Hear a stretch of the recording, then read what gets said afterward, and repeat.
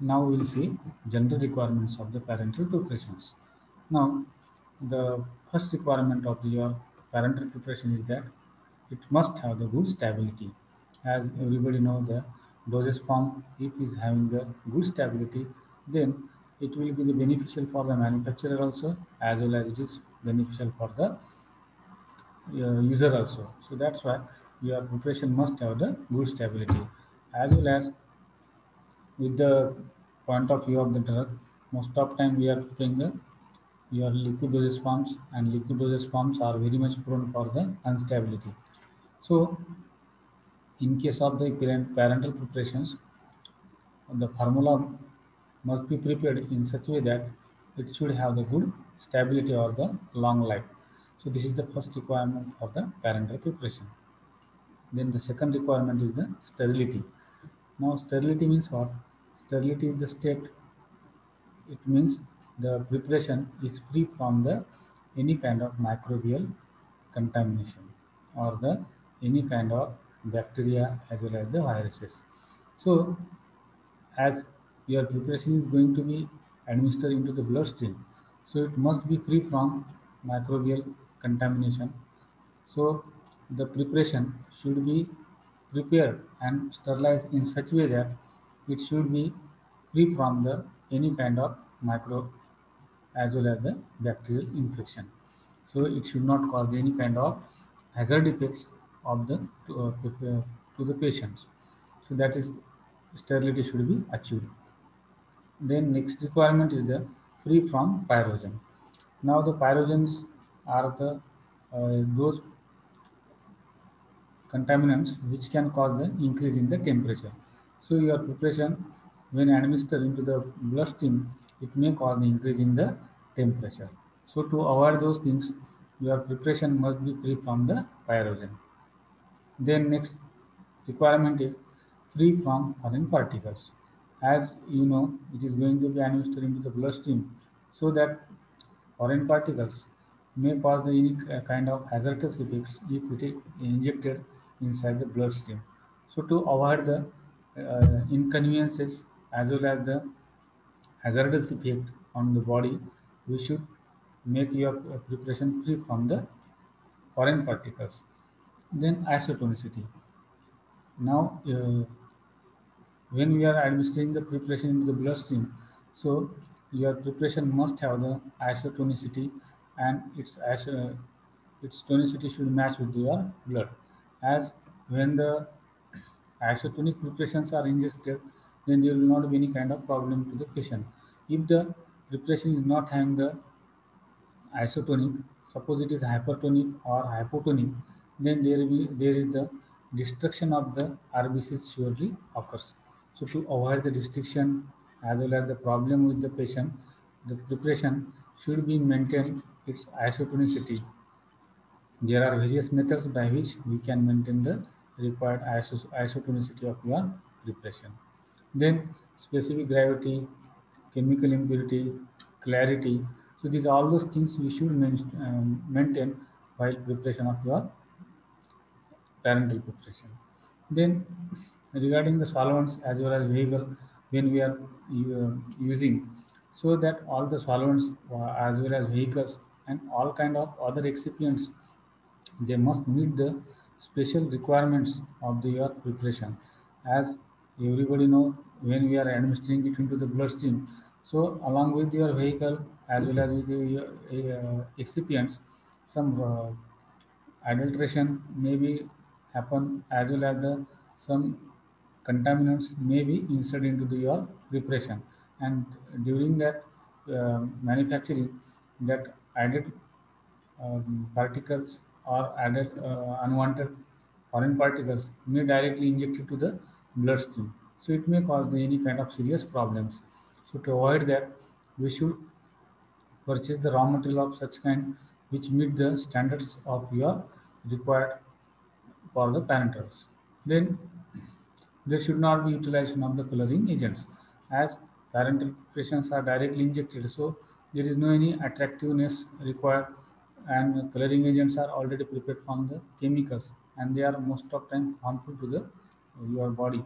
So to avoid such kind of unwanted reactions, we can avoid coloring agents.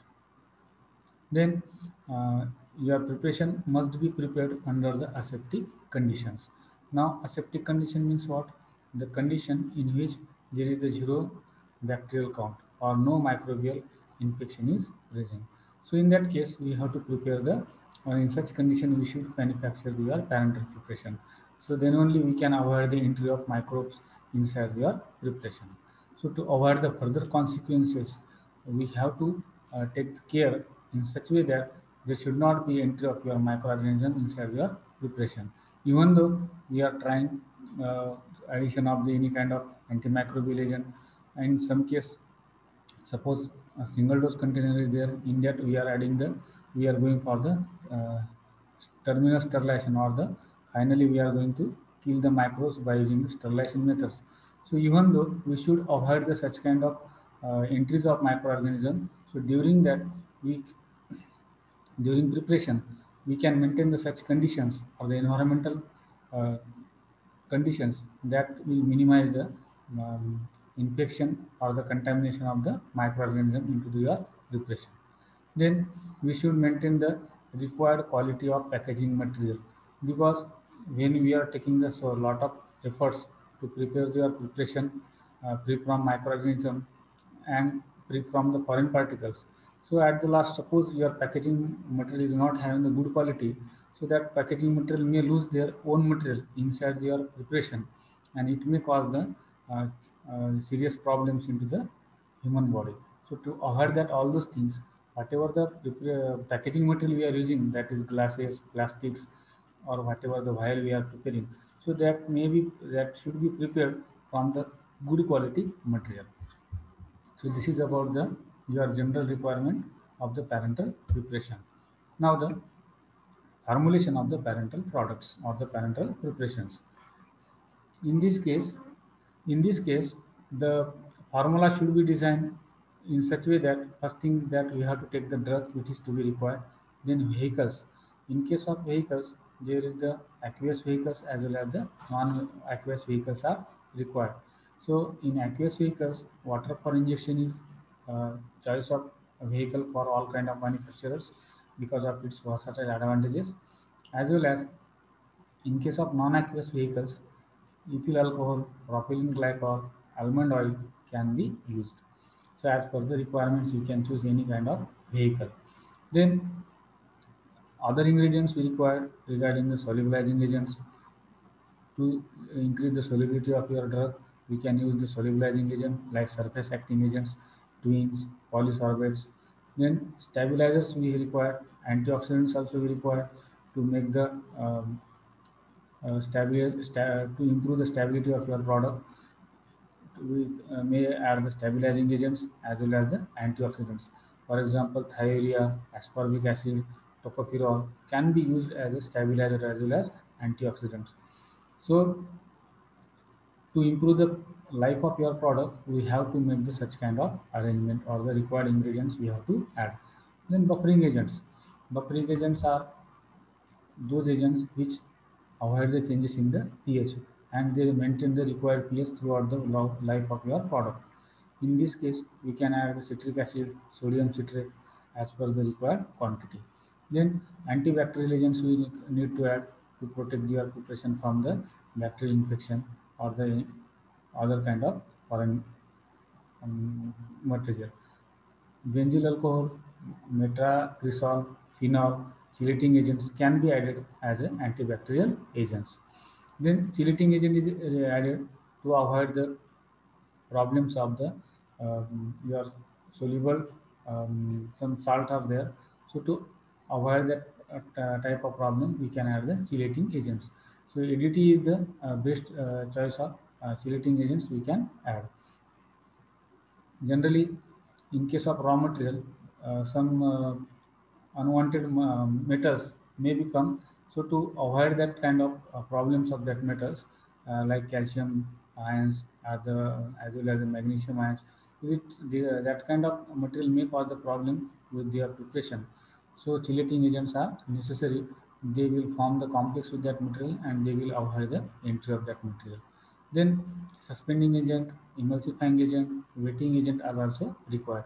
So depending on your final preparation, suppose you are going to prepare the suspension, then we have to add any kind of suitable suspending agent.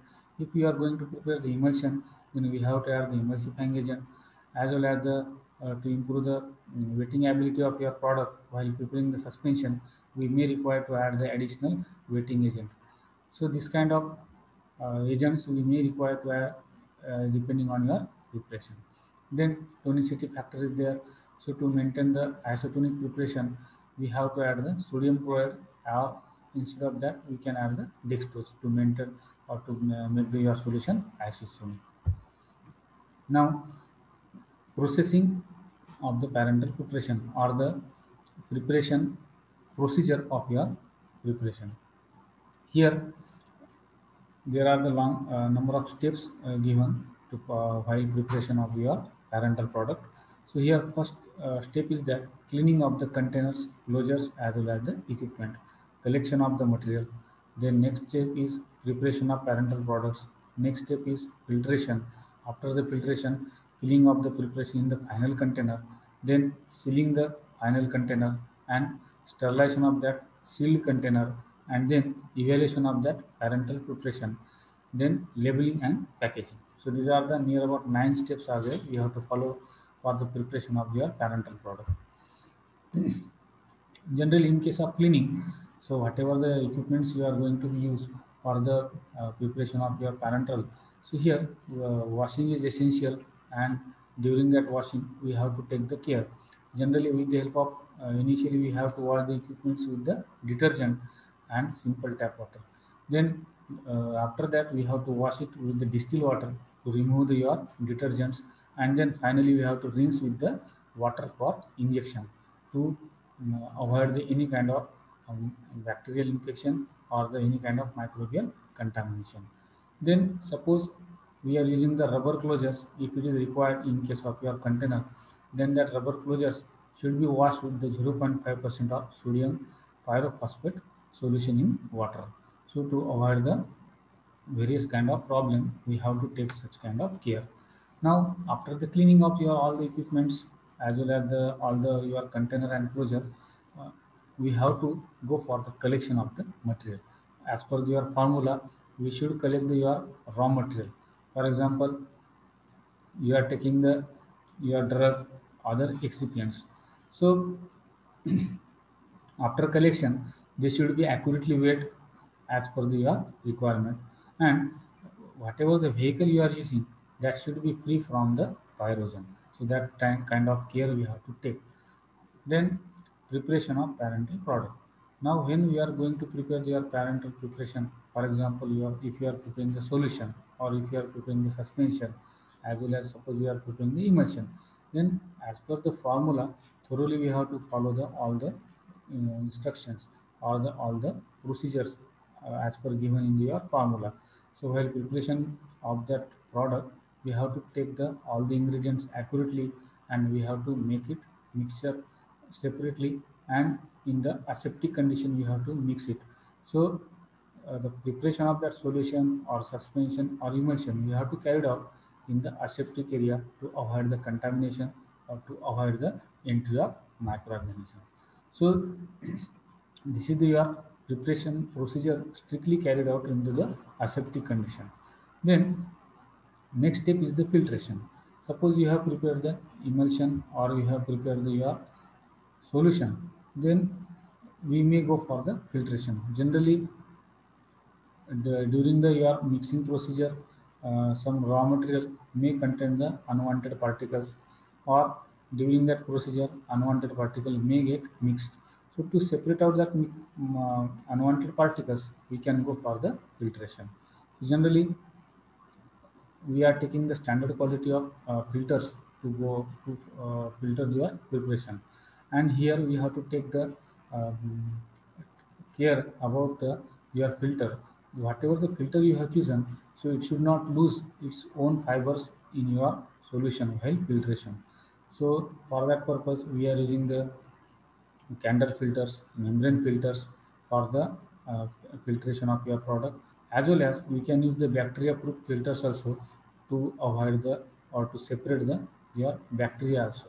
So such kind of process we have to follow very carefully for the filtration. Then filling of the your product. After the filtration, your product should be filled inside your final container. So while filling, we have to also maintain the your aseptic conditions nearby your area where you are going to fill into your final container to avoid the entry of microbes. Then sealing of the container. So some single dose containers like ampoules are there, or the and large volume containers are there like saline bottles are there. So when they are filled with your preparation, immediately they are going to be sealed, because in single dose container we are not adding any kind of preservative or any kind of antimicrobial agent. Especially antimicrobial agent is avoided in case of the single dose container. So that's why in strict conditions we have to seal that containers to avoid the entry of microorganisms. And then that type of containers only we are going for the sterilization, because in the single dose container we are not adding the antimicrobial agent. So suppose any kind of microbe is present in that container, then it should be minimized or it should be killed or it should be removed. So for that purpose, we have to follow the sterilization process. Generally, sealed containers are sterilized with the help of suitable sterilization method. Generally, we are using the autoclave for the sterilization of the your sealed containers. So in the sealed containers, when any bacteria or any pores is present, so it will be killed at the your autoclave temperature or during the procedure. So this is the, we can say, sterilization process we have to carry out for the single dose container only. Then last step is the your evaluation of the parental preparation. In the evaluation of parental preparation, after the your all the procedure, we have to check for its sterility test, clarity test, leakage test, pyrogen test, as well as the assay. And then after this test, suppose we got the positive results, then we can go for the labeling and packaging, and then we can distribute your product to the your market.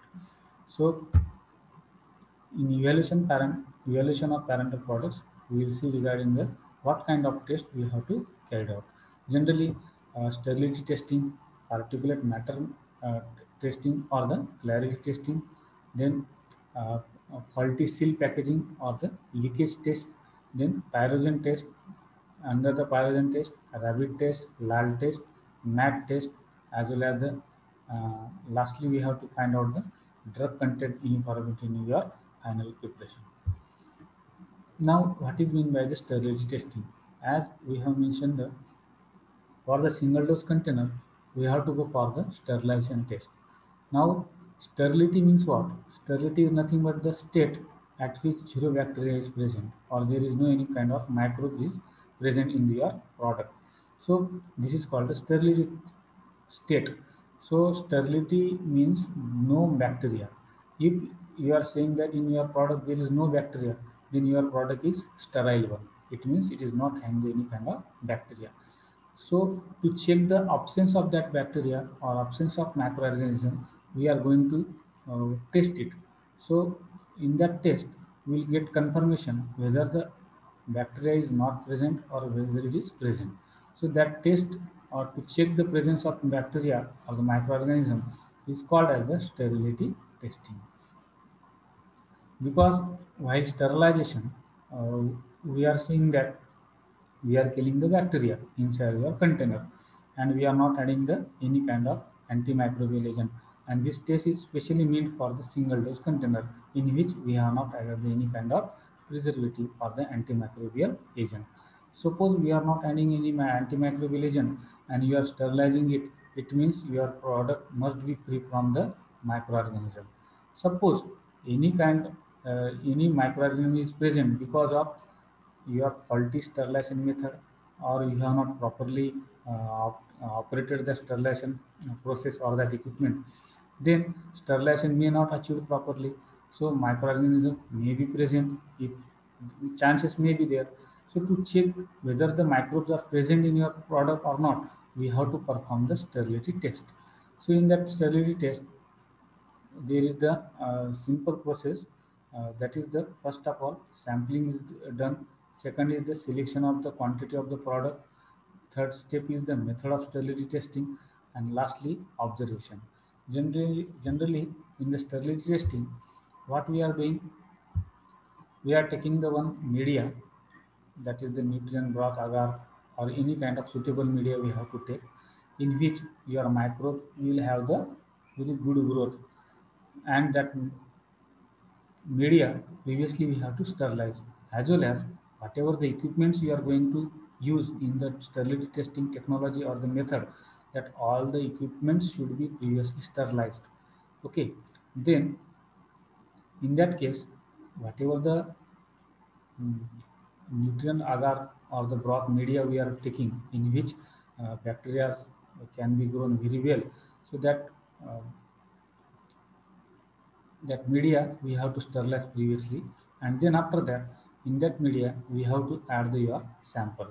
For example, we have sterilized any ampoule previously and you are going to check its sterility, so then break that ampoule, and from that ampoule add the 2 or 3 drops into your media.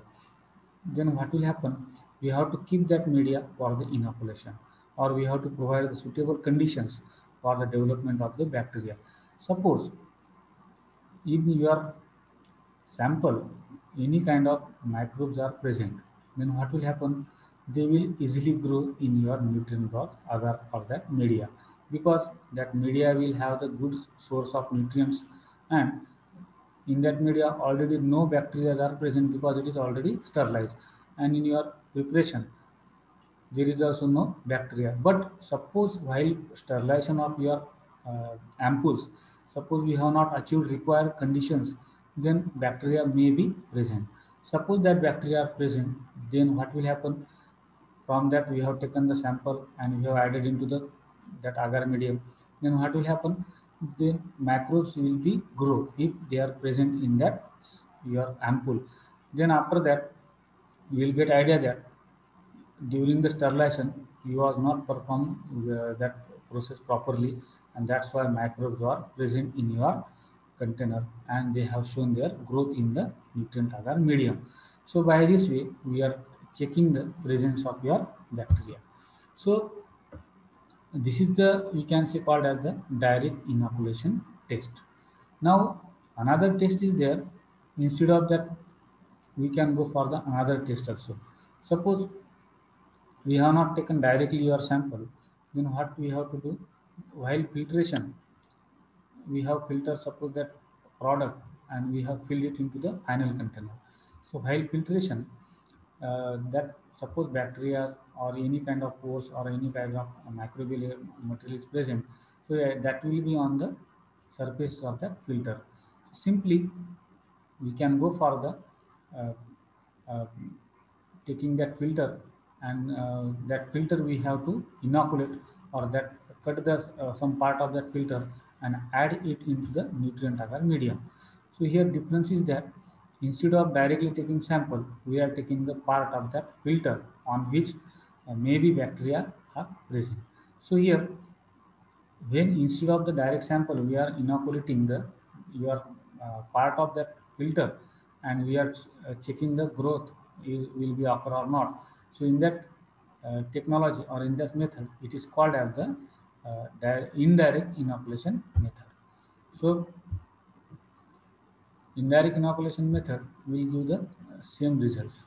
Generally, after the keeping your sample, that nutrient agar broth medium into the inoculation temperature or in that environment, what we have to observe? We have to observe for the growth of microorganism.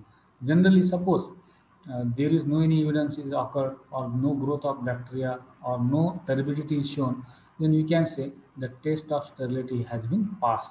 It means in your ampoule there was no any bacteria present, and whatever the sterilization method was used for the sterilization of that ampoule, that method was very good, and that instrument was also operated successfully.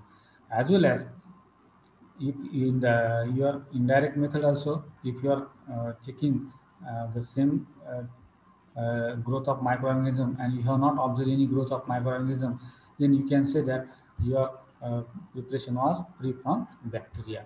So this was about the your uh, sterility testing.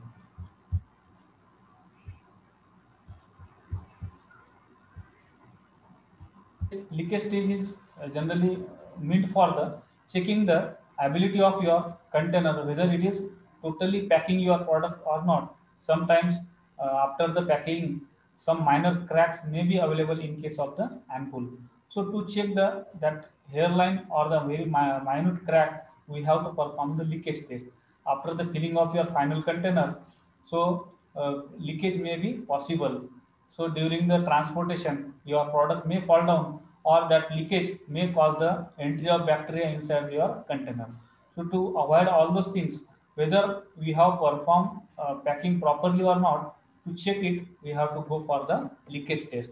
So in this leakage test, generally we are taking the one color solution that is prepared by the methylene blue. So methylene blue is the one ingredient. By using that ingredient, we have to dissolve the methylene blue in water, that is 1% methylene blue solution we have to prepare, and in that solution we have to administer your ampoules, whatever the ampoules are there, and then we have to develop the pressure around your ampoules. What will happen because of that pressure? That dye may reach inside your container because of the pressure. So in that case, suppose you have taken any one ampoule and suppose it is already having the leakage or the minor crack, then what will happen? It will have the color solution inside the ampoule because your methylene blue will enter inside the product and it will show the colorful solution inside your ampoule, and ampoules are visible because they are made up of the glasses, so easily we can detect the presence of crack in that ampoules.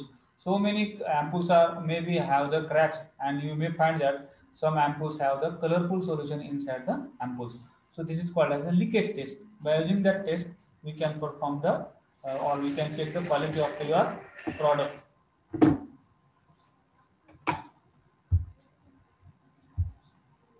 Clarity test. Under the clarity test, generally we'll see whether the any foreign particle is present or not. Sometimes, along with your raw material, some particles may come and they may reach to the directly your product. So, for checking that, we are observing the your final containers in front of white as well as black background. Simply by usual your naked eyes, we can detect the presence of such kind of particles. Then, by using the counter method also, we can find out the presence of any kind of particles, as well as by using the filtration also, we can find out the any kind of presence of such kind of particles. So, by using these three methods, we can check the presence of the particles. Generally, suppose some particles are present in your solution, then there is the we can say limits is there, and it is only meant for the solution as well as the emulsion. It is not we can say applied for the your suspension, because in already in suspension drug particles are present. That's why this test should be carried out only for the your suspension. So here suppose there is the presence of we can say particles. Suppose the 10 micron particles are present, then the number of particles in total container should not be more than 50. So this is the maximum limit. Then suppose the any particle are present that is the, having the size of 25 micron, then such kind of particle should not be more than 5 present in your product. Suppose there are the you can say some particles having the size of 50 micron size, then such kind of product should be rejected if it is containing the we can say 50 micron size. It means your product is we can say having the such kind of 50 micron size, it is the too much size, so it should be rejected one. So this is about the clarity test. Then pyrogen testing test is there. Pyrogen testing is nothing but the we can say those materials which are having the ability to increase the tablet temperature of your patient. So this pyrogen is came from pyro. Pyro means fire, and gen means we can say beginning. So fire beginning or the temperature beginning is called as the pyrogen in the Greek language. Generally, it may produce the fuel as well as these pyrogens are coming from the bacteria. Generally, the endotoxins of the bacteria, they are called as the pyrogens. Generally, they are gram-negative bacteria which are producing the such kind of endotoxins, and that endotoxin can cause the, we can say, increase in the temperature. This pyrogen test is nothing but we can say uh, we have to carry it out by using the various tests, or we have to find out the presence of that pyrogens. Generally, the presence of that pyrogen may cause some problems. Depending on their quantity, there might be inflammation, or there might be temperature, or there is the changes in the, you can say, plasma composition. Sometimes, suppose the maximum concentration of pyrogen is present or the endotoxin is present, there might be problems with the patient regarding the cardiovascular dysfunction, vasodilation may be occurred, or sometimes death may be occurred. So for that purpose, we have to take care. Generally, elimination of that pyrogen. So these pyrogens can be eliminated by the dry sterilization, or we have to suppose your product should be exposed to the dry sterilization. Generally, for the 650 degree centigrade or 650 degree centigrade temperature we have to maintain for the 1 minute to your product, then we can kill the product pyrogen. Or sometimes we may increase the temperature up to 250 degree centigrade for the 30 minutes, then also we can kill the pyrogens, or we can inactivate the pyrogens. Or sometimes, so which is not possible, then we can increase the temperature up to 180 degree centigrade, and we have to maintain it for the 240 minutes. So such kind of criteria suppose we are following, then we can have the ability to eliminate the pyrogens. Sometimes we can go for the ultrafiltration also. By ultrafiltration, we can remove the pyrogen. Or sometimes we can go for the reverse osmosis process. That is the RO membrane we can use to eliminate the, or to separate out the pyrogens from your product. Then we can go for the distillation process also, as well as the adsorption method also we can use to remove the pyrogens. This distillation as well as the adsorption process can be carried out for the vehicles purpose, or to make them pyrogen free, we can carry out the your distillation as well as the adsorption method.